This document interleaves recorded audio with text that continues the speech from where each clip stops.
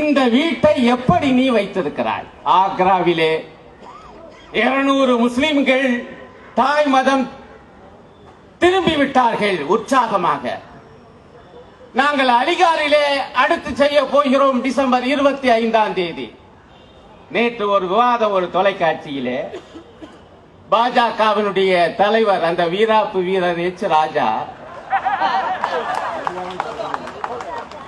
அவர்கிட்ட நான் இதான் கேட்டேன், தாய் மதம் தானே வர சொல்றோம். ஒரு ஓங்கி அடிச்சார், இது மத மாற்றமே இல்லைங்க, ஏற்கனவே இருந்தவங்க வர சொல்றோம். நான் அமைதியா கேட்டேன், வர சொல்றீங்களே சேர்த்திருக்கீங்களே எந்த ஜாதியில சேர்த்தீங்கன்னு கேட்டேன். அது பேசவே இல்லையா? ஆமாங்க, நேற்று இரவு நடந்த விவாதம் இன்று காலை மறு ஒளிபரப்பானது. பாருங்க, எந்த ஜாதியிலே அவர்களை இணைத்தீர்கள்? அடுத்து கேட்டேன், வந்தவர்களுக்கு நீங்கள் இந்து மதம் இந்து மதம் என சொல்லுகிறீர்களே, அதில் இருக்கிற அனைத்து ஜாதியினரும் பெண் கொடுத்து பெண் எடுப்பார்களா என்று கேட்டேன். கவனமா கேட்டேன், ஏன்னா பெண்ணை எடுப்பார்களை ஒழிய கொடுக்க மாட்டாங்க. ஆகவே கேட்டேன், பெண் எடுத்து பெண் கொடுப்பார்களா? 1.5 மணி நேரம் நடந்த நிகழ்ச்சியில் இதற்கு மட்டும் அந்த மனிதர் பதிலே சொல்லவில்லை. ஐயா சொன்னாங்க, ஏன் மதம் மாறினோம்? வேணும்னா எங்க இந்த நாட்டில் ஒரு சினிமா தேசியம் கூட அவ்வளவு எளிதில் தன்னுடைய ஹீரோவை மாத்திக்கிறது இல்லைங்க. மாத்துவாப்லையா? மதம் மாறுவது என்பது சாதாரணமான விஷயமா? எவ்வளவு ஒரு உள்ள காய்ச்சல் இருந்தால், புழுக்கம் இருந்தால் மதம் மாறி இருப்பார்கள் நம்மவர்கள். அவ்வளவுக்கும் என்ன காரணம்? இங்கே இருந்த அந்த சாதியம், அந்த கொடூரமான முறையிலே தாழ்த்தப்பட்ட மக்களும் பிற்படுத்தப்பட்ட மக்களும் ஒடுக்கப்பட்டது. எல்லாம் நல்லா இருக்கு, திரும்பலாம். ஆனா மீண்டும் நான் கேட்டேன், ஏங்க நாங்க தீண்டாமை எல்லாம் எதுக்குறதெல்லாம் இப்ப கிடையாதுன்னு ராஜா. அதுக்கு சொன்ன உதாரணம் என்ன தெரியுமா? ராமர் கோயில் கட்டுவதற்காக அந்த அடிக்கல் நாட்டு விழாவிலே 5 சங்கராச்சாரியார்களோடு ஒரு தலித் மகனும் கல்லெடுத்து கொடுத்தார். ஆகவே தீண்டாம போயிடுச்சு.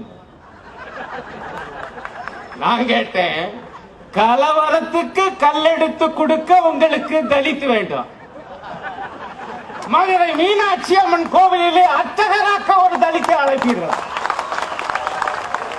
சிதம்பரம் நடராஜர் கோவிலிலே அர்ச்சகராக்க ஒரு தலித்தை அழைப்பீர்களா? அப்ப அழையுங்கள், தீண்டாமை போய்விட்டது, இங்கே சமத்துவம் என்று ஒப்புக்கொள்கிறேன் என்றேன். இதற்கும் பதில் சொல்லவே இல்லை. நான் ஏதெல்லாம் சொல்றேன்னா உண்மைதான். ஆர்எஸ்எஸும் சரி, பாஜகவும் சரி, ஏன் மோடி அரசும் சரி, அவர்கள் முஸ்லிம்களின் விரோதிகள், கிறிஸ்தவர்களின் விரோதிகள், இந்துக்களின் விரோதிகளும் கூட. ஆமா, ஏயா பிற்படுத்தப்பட்ட மக்கள் இந்துக்கள் இல்லையா? ஆனால் மண்டல் குழுவினுடைய பரிந்துரையின் அடிப்படையிலே மத்திய அரசிலே அவர்களுக்கு இடஒதுக்கீடு வந்த பொழுது அதை எதிர்த்தது இதே ஆர்எஸ்எஸ் கும்பலா இல்லையா? தாழ்த்தப்பட்ட மக்கள் இந்துக்கள் இல்லையா? எவ்வளவு கொடூரமான தீண்டாமை நடக்கிறது தமிழ்நாட்டிலேயே. விதவிதமான தீண்டாமை, தீண்டாமை ஒழிப்பு முன்னணியும் அதே போல நம்முடைய எழுச்சி தமிழருடைய இயக்கமும் அந்த தீண்டாமை எதிர்த்து களப்போர் நடத்துகின்றனவே. அதிலே பங்கேற்க ஆர்எஸ்எஸ் தலைவர் மோகன் பகவத் வர தயாரா? இந்து முன்னணியின் ராமகோபாலன் வர தயாரா? பாஜக தலைவர்கள் வர தயாரா? அதுக்கெல்லாம் வர மாட்டாங்க. ஆனா இந்துக்கெல்லாம் ஒண்ணுதான். அதனாலதான் சொன்னேன், நம்ம செல்லங்கள்ல என்ன பேசுறோம்னா, நம்மள ஐயா முஸ்லிம்களை எதுக்குறாங்க பாவம், கிறிஸ்தவர்களை எதுக்காக 2% தான் பாவம். மீண்டும் சொல்லுகிறேன், சேர்த்து சொல்லுங்கள், இவர்கள் இந்துக்களின் எதிரிகளும் கூட. இந்துக்களிலே இருக்கக்கூடிய இவ்வளவு பாமரைய இந்துக்களின் எதிரிகள், இன்னும் கூட சொல்லுவேன், இந்து பெண்களின் எதிரிகள் இந்த ஆர்எஸ்எஸ் கும்பல். ஏன் தெரியுமா? நம்ம பேருக்கு தெரியாது. ஆர்எஸ்எஸ்ல இன்னைக்கு வரைக்கும் ஒரு பெண் கூட உறுப்பினர் கிடையாது. உங்களுக்கு ஆமாங்க, ஆர்எஸ்எஸ் என்பது வெறும் ஆண்களுக்கான அமைப்பு. பெண்ணை சேர்க்க மாட்டாங்களே.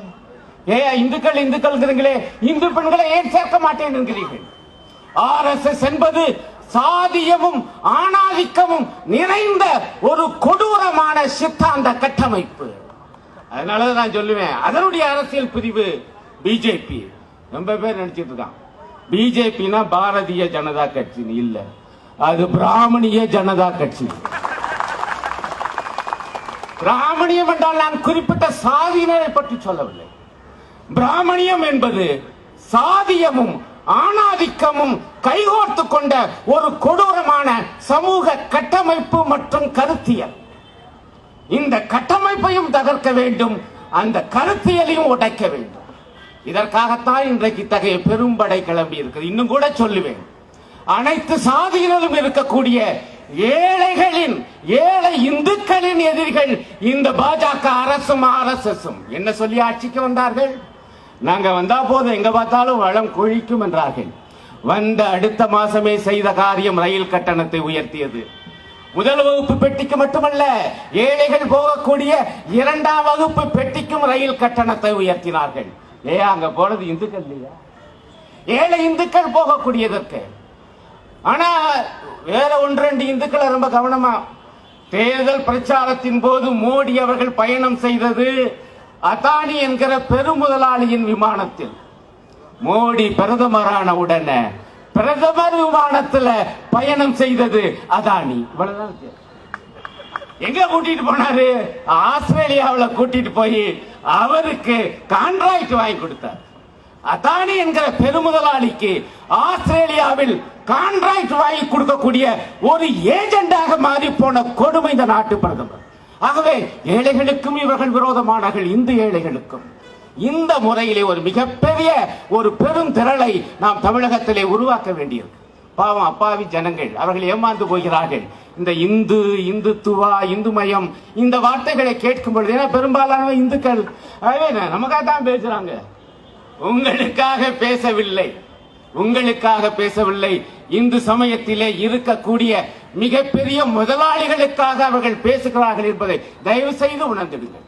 எனக்கு மிகுந்த நம்பிக்கை இருக்கிறது. இங்கே நண்பர்கள் எல்லாம் சொன்னார்கள், இது பெரியார் வாழ்ந்த பூமி, இன்னும் சரியாக சொல்ல போனா சிங்காரவேலர் வாழ்ந்த பூமி. அந்த இரட்டையர் சேர்ந்து எவ்வளவு பெரிய இயக்கத்தை நடத்தினார்கள் என்று நான் பார்க்கிறேன். இன்னும் முன்கூட்டி சொல்ல போனால் பண்டித அயோத்திதாசர் வாழ்ந்த பூமி. இந்த பூமியிலே உங்கள் பாச்சா பலிக்காது, இந்த பூமியிலே உங்களுடைய பருப்பு வேகாது. நம்மளை ஏமாத்த பாக்குறான், கிளுகிளுப்ப கொடுக்கறான். என்னடா நாங்க புதுசு புதுசு ஆள் சேர்க்கிறோம், ஒரு குஷ்பு கூட கிடைக்கல, ஒரு குட்டி பத்துமணி தான் கிடைச்சிருக்கோம். இவங்களை வைத்தா தமிழ்நாட்டிலே கேட்டால் கங்கை அமரன் வந்து விட்டார். கங்கை அமரன் வந்தா பாட்டு கேட்குமே ஒழிய கிடைக்குமே ஒழிய ஓட்டு கிடைக்காது மறந்து. ஆகவே நான் மிகுந்த நம்பிக்கை, அது இந்த எழுச்சிகரமான ஆர்ப்பாட்டத்தை பார்க்கும் பொழுது அவ்வளவு எளிதில் இவர்கள் காலூன்றி விட முடியாது.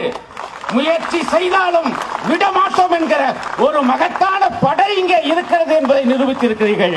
உங்களுக்கு மார்க்சிஸ்ட் கம்யூனிஸ்ட் கட்சியின் சார்பில் மீண்டும் எனது புரட்சிகரமான வாழ்த்துக்களை சொல்லி விடைபெறுகிறேன். நன்றி, வணக்கம்.